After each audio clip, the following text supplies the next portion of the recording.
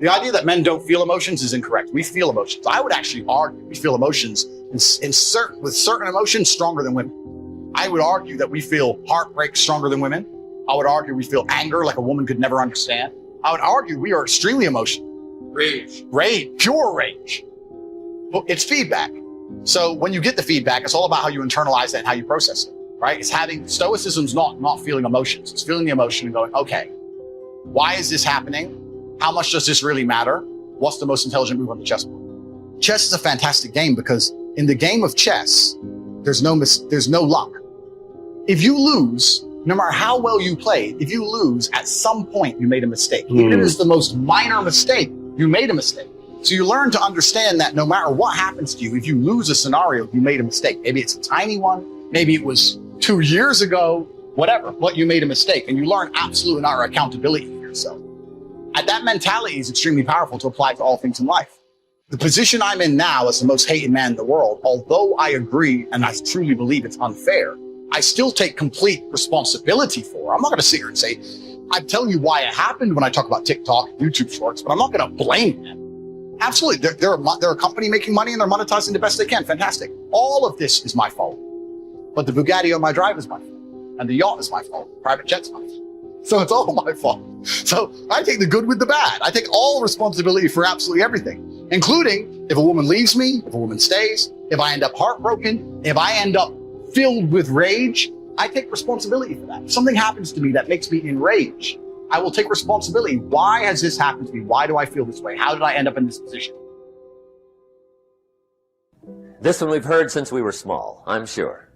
In fact, we've probably heard it so often we could quote it. It says, whatever you sow, what? You shall reap. Here's my first suggestion on the law of sowing and reaping. Don't try to beat it. You might as well try sitting on the sun in the morning. Keep it from coming up. You'll have better luck. Whatever you reap is what you've sown. If you don't like the crop, who do you look up? Answer, whoever planted it. And where do you find who planted your crop? Answer, in the mirror. That's where you go. And if necessary, you say, a few skinny carrots? Where were you last spring? Asleep? Let me give you 7 key points to the law of sowing and reaping. Number 1, the law of sowing and reaping is negative, which simply means if you sow bad, you reap bad. If you plant thistle seeds, you don't get pumpkins. John says, how come no pumpkins? Come on, John. Now here's number 2. The law is positive. If you plant pumpkin seeds, you don't get thistles. Mother Nature won't pull tricks on you over in the corner snickering, pushing you thistles and you planting pumpkin seeds. She won't do that. Now here's number 3. See, you do not reap what you sow, but rather you always reap much more than what you sow. You don't get back what you put out. You get back much more. On the negative side, it said, if you sow to the wind, you reap the whirlwind. There's one thing better than the truth, and that's the whole truth. And here's part of the whole truth of the law of sowing and reaping. You could lose. There are times when you just lose, no matter what you do. It's that kind of planet. The farmer plants his crop in the spring, takes care of it all summer, works 10, 12 hours a day, is an honorable man. But the day before he sends the combines into the field, a hailstorm comes along and beats it all in the ground, which means you lose. It's just that kind of planet. Sometimes it's going to hail on your crop, so you got to get ready for that or you will be naive. And don't press me why. I was not in on some of the original decisions here, so I don't know how it got set up. But now here's number 7. And it goes like this. It's just another way to quote the same law. If you don't sow, what?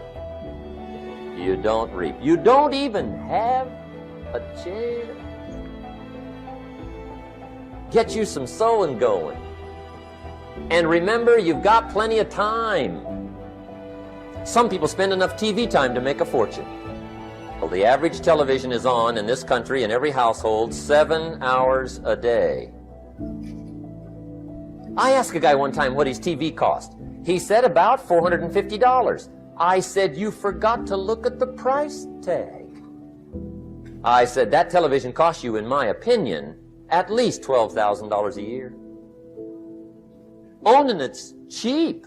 Watching it is what's expensive. Pay a little, but not $12,000. And he's the guy that said, I hope pay TV never comes. And here's a good question to ask. We are all buying somebody's plan. The question is, whose? Who's got you talked into your present plan? Who's got you talked into doing what you're doing? See, 10 years from now, you will surely arrive. The question is, where? But now's the time to fix the next 10 years. And who can? Anybody. It's not what happens that determines the major part of your future. The key is what you do about it. We cannot change the circumstances, but we can change ourselves. If you will change, everything will change for you. Work hard on yourself and develop a skill. I'm telling you, your whole life can explode into change. Money, no problem. Future, no problem. If you just go to work on the right thing and start working on the inside, work on your philosophy, work on your attitude. And if you'll start making those personal changes, I'm telling you, everything will change for you. Seize the moment.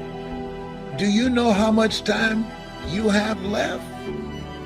If you put everything off until you're sure of it, you'll never get anything done. When you have these ideas of greatness, you got to go forward. You got to go, man. Never wait on the right time, because the right time ain't ever coming. But if you don't do it now, when you gonna do it? Oh, when I get all my ducks lined up. Is that right?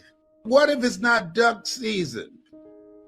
Defer no time. Delays have dangerous ends. You were chosen to do the greater work. That's why you're still breathing. You're not a loser. You're a winner. You were born to win. You came here winning. I'm not going to be among those who just watch and say, isn't this awful? Your people are feeling hopeless, powerless, that they have no control over what's going on with them. But you do.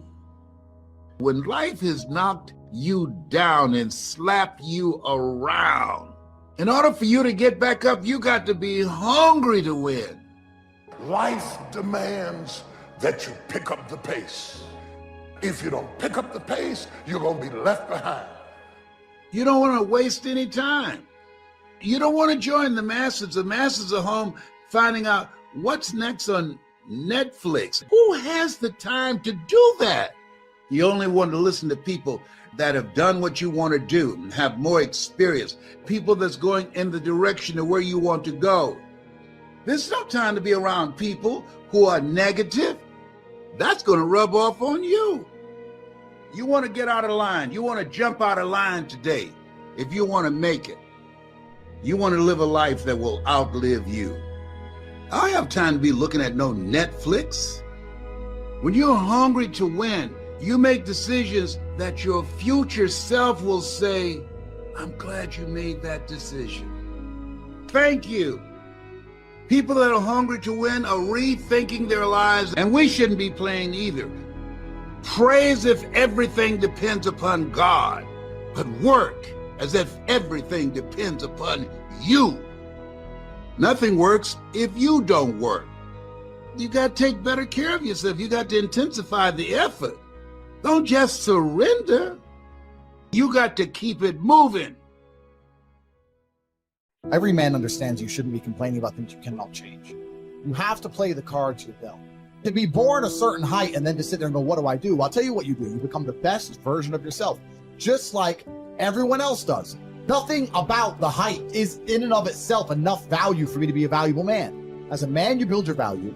You are born with the cards you're dealt. Sure, it'd be ideal. Look, I'd love to be 7 foot tall. I'm not. So it's the same argument. If you're 5'2", you need to become rich, strong, and funny, and charismatic, and interesting, and witty. If you're 6'4", you need to become rich, strong, well-connected. It's the same game. So to sit there and complain about it is asinine. Email me their long lists of all the bad things that happened to them, and I reply, fantastic. You are so lucky. You have all the building blocks to become the exact kind of man you want to be. If none of this shit happened to you, when something else bad happens to you later, you wouldn't be able to deal with it. Fantastic. Bad things happened to Batman. They killed his parents. Do you understand? That's why he's Batman. You've just told me you have the building blocks. You might become top G when I retire. What are you complaining about? He goes, well, what do I do? I said, you need to work. Take all that trauma. If you're truly heartbroken, my friend, and we've all been there as men, if you're truly heartbroken, you can't sleep. That means you're going to get in fantastic shape. You better hit the gym. You have nothing else to do.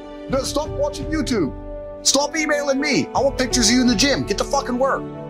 Heartbreak's a fantastic motivator, as is depression, as is sadness. Great. Look at what's pissing you off and make sure it never happens again. If you were jacked and rich as fuck, she probably wouldn't have left your ass.